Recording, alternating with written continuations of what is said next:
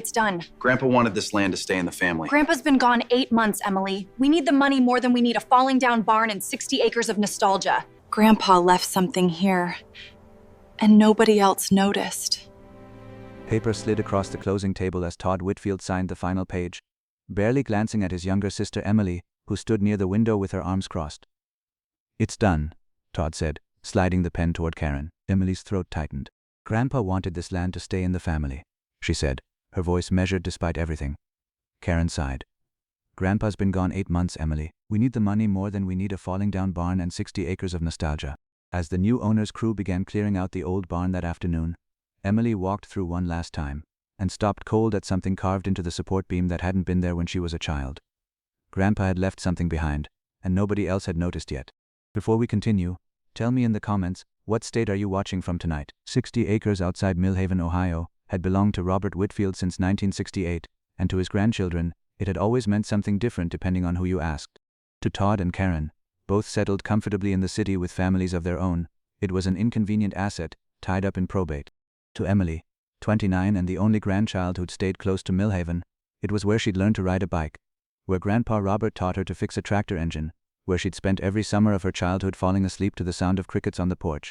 Robert's health declined slowly over his final 2 years, and Emily had been the one who visited weekly, who sat with him through long afternoons while Todd and Karen called occasionally and visited even less. Something about those final months had changed Robert.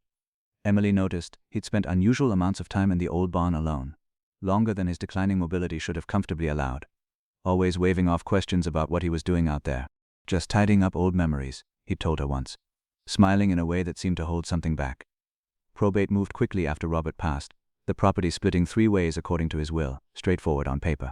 Todd and Karen pushed for an immediate sale almost before the funeral flowers had wilted, both citing financial pressures Emily understood but couldn't fully sympathize with, given how rarely either of them had shown up while Grandpa was still alive to appreciate it. Little weight carried in Emily's objections against a 2-to-1 majority. She'd argued for keeping the property, for finding a way to buy out her siblings' shares, for simply waiting a year before deciding anything permanent. Todd and Karen, eager to close the chapter and split the proceeds, moved forward with the developer's offer within 4 months of the will clearing probate.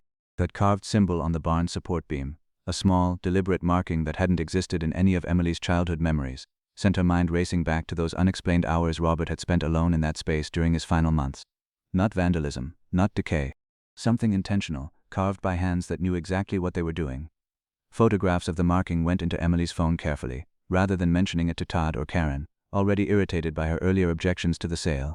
She began researching what the symbol might mean, quietly and without fanfare. It resembled something she vaguely remembered from an old family Bible Robert kept in his study. A mark he'd once mentioned belonged to the Old Promise, though he'd never fully explained what that meant when she was young enough to ask without understanding the answer. Demolition prep began within the week, the developer's crew already discussing timeline for clearing the barn entirely to make room for the subdivision's planned entrance road. Emily's window to investigate further was closing fast, measured now in days rather than months. Bulldozers idled near the property line by midweek, waiting on final permits before the barn's scheduled demolition. Emily drove past twice daily, watching the timeline compress, feeling the growing urgency of whatever her grandfather had left behind slipping away with each passing day. If you've made it this far, you already sense something important is hidden in that barn. And if you want to see exactly what Grandpa Robert left behind, hit subscribe now, because we're getting close to the discovery that changes everything. Desperate for answers, Emily reached out to Frank Doss, her grandfather's oldest friend and the retired attorney who'd handled Robert's estate planning for decades before his final will. Frank agreed to meet her at the diner in town, listening carefully as Emily described the carved symbol and Robert's unexplained hours in the barn during his final months.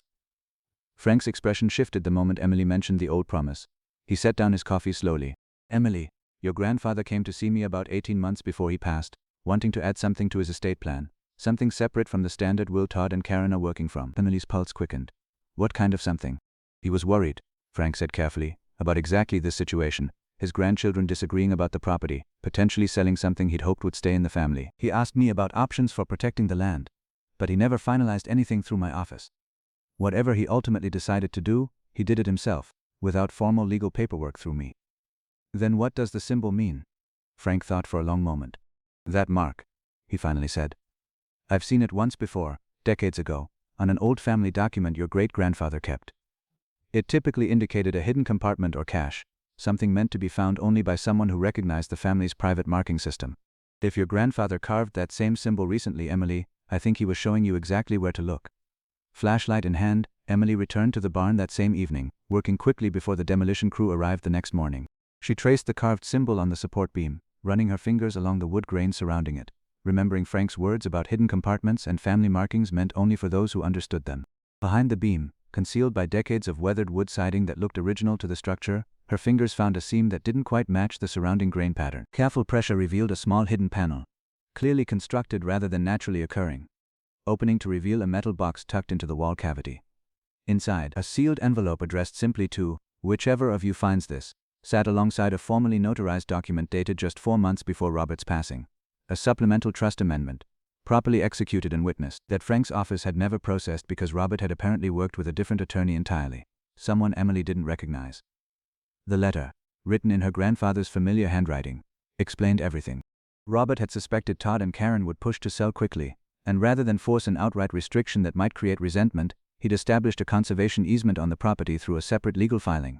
That easement permanently restricted the land from subdivision development, regardless of who owned it, protecting its agricultural and historical character for future generations.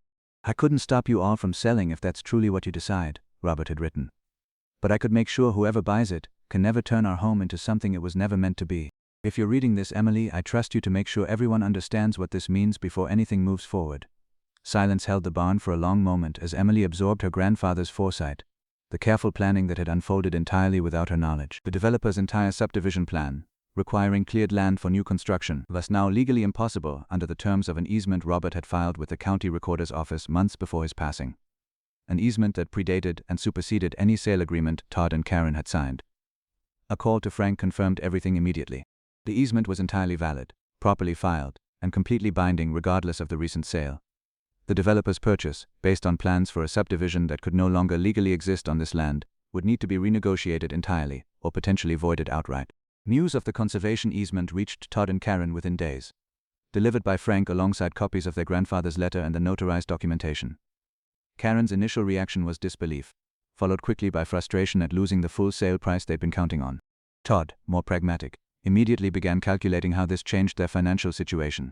The developer, upon learning the land could never be subdivided as originally planned, renegotiated the purchase entirely, offering significantly less for a property now permanently restricted to agricultural and limited residential use rather than the profitable subdivision they'd envisioned. Todd and Karen, facing a choice between accepting a much smaller payout or trying to void the sale entirely, ultimately agreed to void it and keep the property in the family.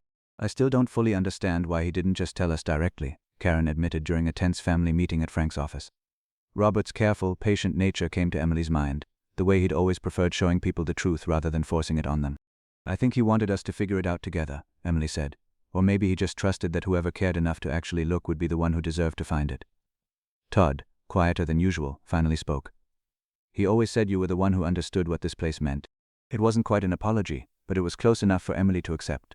The 3 siblings eventually agreed to keep the homestead jointly, with Emily managing the property day to day, while Todd and Karen retained their ownership shares, receiving modest income from agricultural leasing rather than the lump sum they'd originally hoped for. It wasn't the outcome any of them had expected 8 months earlier, but it honored exactly what their grandfather had quietly worked to protect. Sometimes the people who love us leave protection behind in ways we don't understand until we need it most. Grandpa Robert trusted patience over confrontation, and it saved everything he'd built. If stories like this move you, subscribe, because there's more coming every week.